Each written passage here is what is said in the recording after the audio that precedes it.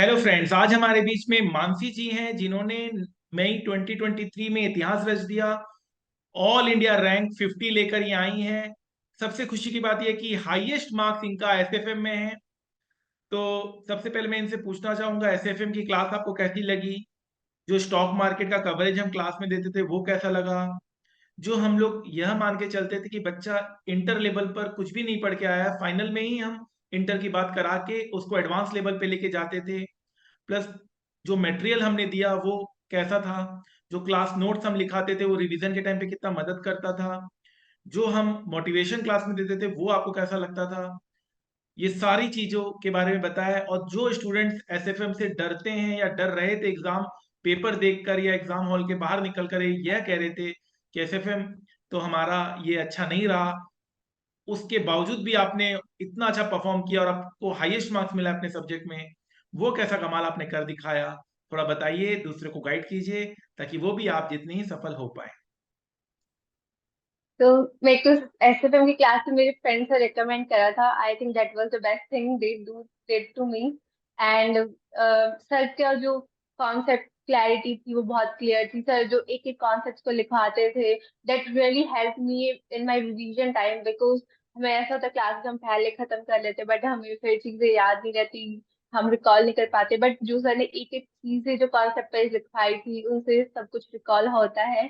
And उसके बाद जो स्टॉक मार्केट का था, मतलब I am not that person जो स्टॉक मार्केट में ज्यादा इन्वॉल्व रहती है, तो मुझे सर की क्लासेस से ही मुझे पता चला कि सब कुछ क्या होता है, कैसे कैसे स्टॉक मार्केट में हम इन्वेस्ट करते हैं। फ्यूचर्स ऑप्शंस की नॉलेज जितनी भी है मुझे सर आपसे ही मिली है। मुझे कोई और प्रैक्टिकल नॉलेज नहीं थी स्टॉक मार्केट की। और जो एग्जाम था वो स्टूडेंट्स वर सेइंग कि it was tough, but to be honest, that was my reaction. Really, it was tough. I really don't think so. It was tough. Why you are saying that it was tough? And मुझे सच में नहीं लगा था exam tough. And SFM was the subject जिससे मैं सही में बहुत ज्यादा डरती थी। Because I was like no, you need to have some practical knowledge to study this subject. Stock market का आपको नॉलेज होना चाहिए, तभी आप इस सब्जेक्ट को अच्छे से केयर कर पाएंगे। तो दैट वाज द रीजन कि मुझे ऐसे सबसे बहुत डर लगता था। बट सर ने जैसे जैसे गाइड किया कि 5 टाइम्स आपको रिवाइज करना, I really did revise this subject 5 times.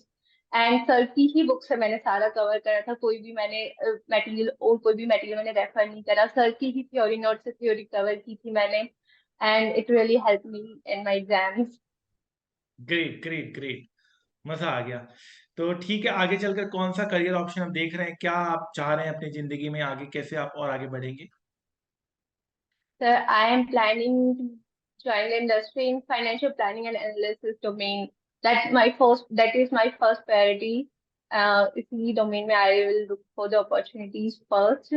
And also, sir, I have done my industrial training with, I have also done my industrial training. So they are also offering me which company? IFRS. But my first HSBC. Very good, wow. HSBC you have done industrial training and आपको class में पता बताया था मैंने बहुत सारा industrial training के बारे में। Yes, yes, जहाँ yes. Why say I got to know much more about the industrial हमारे training. स्टूडेंट्स को 50,000 रुपए से 60,000 रुपए स्टाइपेंड Yes, मिलता है, जस्ट yeah. ट्रेनिंग पीरियड में I स्टाइपेंड used to मिलता get है। 40,000. Yes, I used तो to get that's forty great, thousand. That's great, that's great. बहुत अच्छा। कहाँ पर है, आपको कहाँ रहते हैं आप? I live in Rohtak, Haryana, sir. Rohtak, very good. देखिए, छोटे छोटे Yes. शहर से और निकल के बच्चे कितना इंडिया में नाम कर रहे हैं, ये बहुत गर्व की बात है हम लोगों के लिए, सबके लिए। पढ़ाई में इतनी ताकत है, एजुकेशन में इतनी ताकत है। मेहनत करिए ऐसा कि दुनिया बनना चाहे आपके जैसा। Thank you, sir. Thank you.